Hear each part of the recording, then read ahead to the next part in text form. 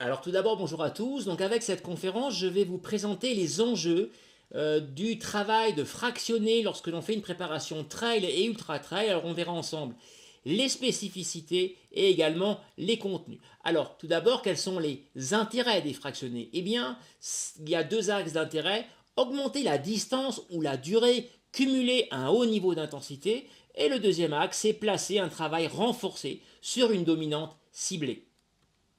Alors, voyons ce que cela donne sur le cumul de la distance. Eh bien, prenons l'exemple d'un travail en continu de 2 km, en 6 minutes par exemple. Eh bien, imaginons que je fasse faire à l'athlète 15 fois 200 mètres en 36 secondes, c'est-à-dire à la même allure que son 2 km en continu. Eh bien, on se rend compte qu'il aura en réalité parcouru 3 km et non pas 2, donc il aura fait 1 km de plus sur cette même allure. D'où l'intérêt de fractionner parce que ça va permettre de maintenir ce haut niveau d'allure ou d'intensité. Alors, avant de rentrer en détail, je rappelle qu'on ne fait pas des séances de fractionner sempiternellement toujours les mêmes. Voilà, ce schéma-là, il faut absolument le bannir et je le vois malheureusement trop souvent dans des plans d'entraînement où chacun fait, alors par exemple sur 4 séances par semaine, eh bien une sortie longue, un fractionné court, un fractionné long et éventuellement on repart sur une sortie longue. Eh bien non, ça ne se passe pas comme ça. Il y a des éléments à prendre en compte pour faire au mieux ce plan d'entraînement. Et pour cela, il faut réfléchir sur les objectifs que l'on va fixer pour choisir ensuite ces fractionnés. Alors, l'étape première, c'est donc définir les objectifs. Qu'est-ce que je veux développer dans ma séance? Et ensuite, eh bien, je vais choisir le contenu de fractionné qui va être le plus adapté à ce que je veux développer sur le plan physiologique dans mon entraînement. Alors, il y a avant tout, et en préalable, j'allais dire, une nécessité de prendre en compte différents paramètres. Tout d'abord, eh bien, évidemment, ses points forts et ses points faibles.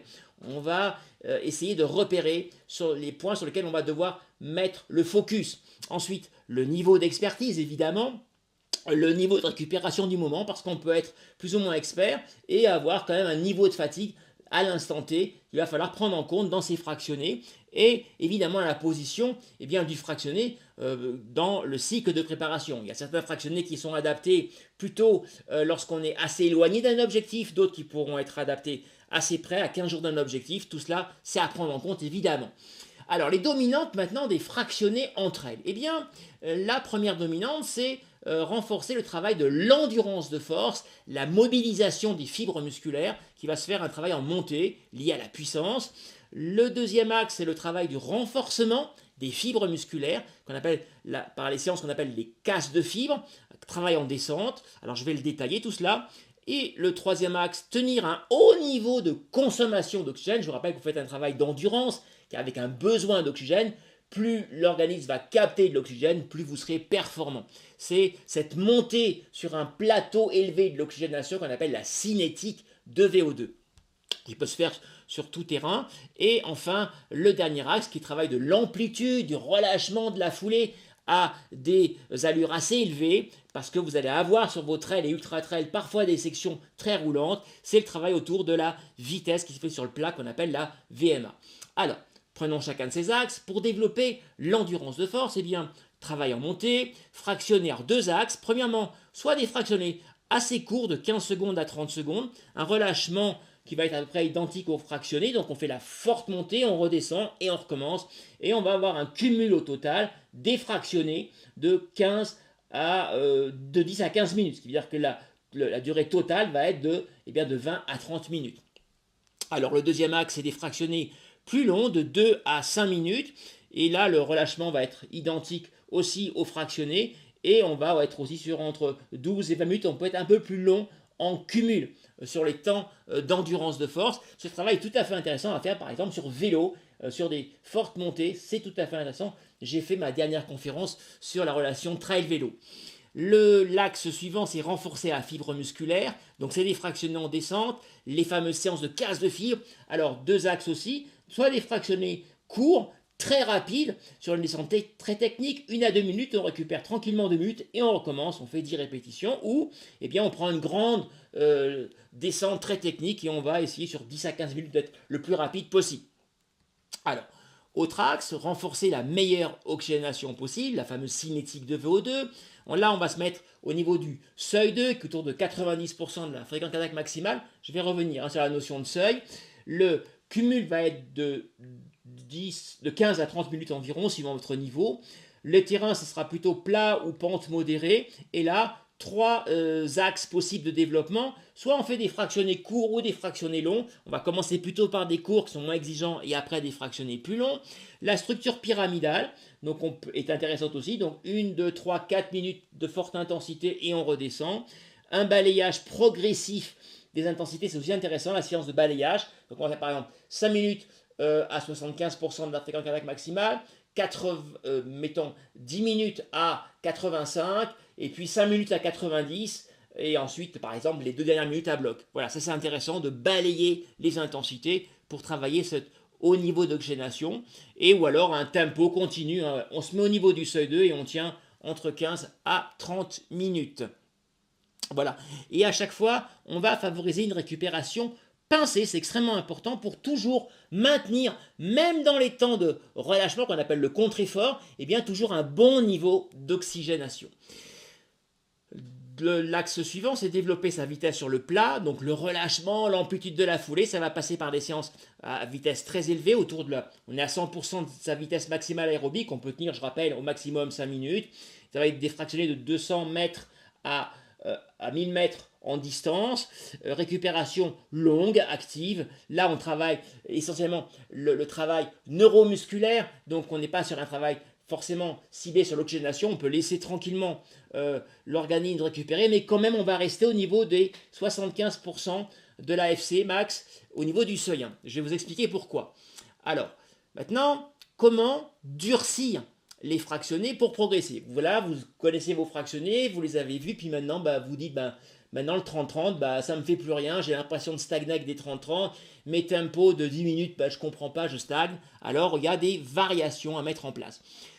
Plusieurs axes, donc 5 axes, réduire les temps de récupération entre les fractionnés, c'est la première variante. Ça va vous permettre de maintenir le haut niveau d'oxygénation sur les temps de relâchement.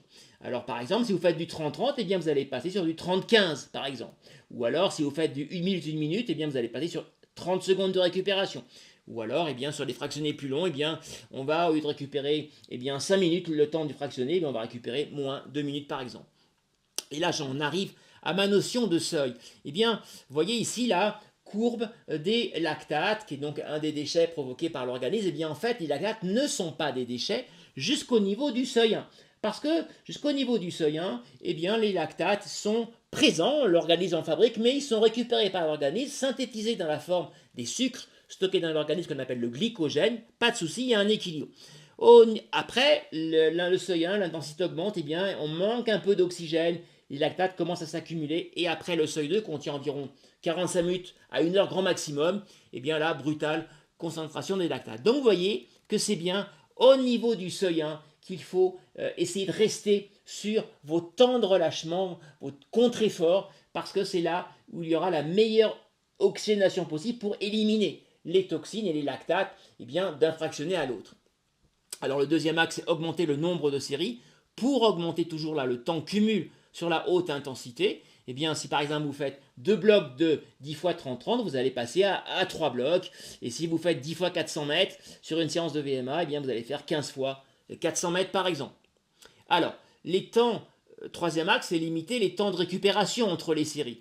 Par exemple, si vous faites 3 blocs de 10 fois 30-30, que vous récupérez 3 minutes entre les blocs, vous allez passer à une récupération beaucoup plus pincée de 2 minutes par exemple. Mais ça peut être 5 minutes et on va baisser à 3 minutes. Voilà, ça c'est assez théorique, c'est juste pour vous illustrer le schéma de la variante. Et sinon, si vous faites par exemple 3 tempos de 10 minutes au seuil 2, et vous faites entre une récupération de 5 minutes, vous allez baisser votre récupération à 2 minutes par exemple.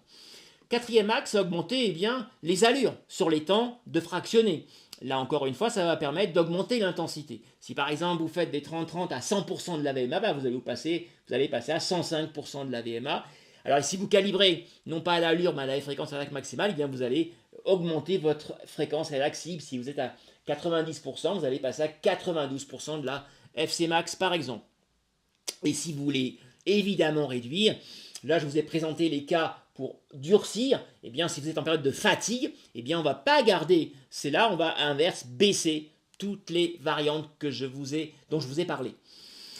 Et enfin, le cinquième axe, c'est augmenter l'allure sur les temps de relâchement pour favoriser l'élimination rapide des toxines, parce que peut-être que là, vous n'arrivez pas parce que vous gardez vos toxines. Et donc, il va falloir recalibrer les temps de contre-effort pour rester au niveau de ces fameux 75%, donc ce fameux seuil 1. Vous avez vu, vous avez compris pourquoi. Voilà, parce que l'oxygène, je le rappelle, est l'élément essentiel pour éliminer notamment les lactates. Alors, un dernier point quand même, si vous préparez un ultra trail, eh bien, soyez pragmatique.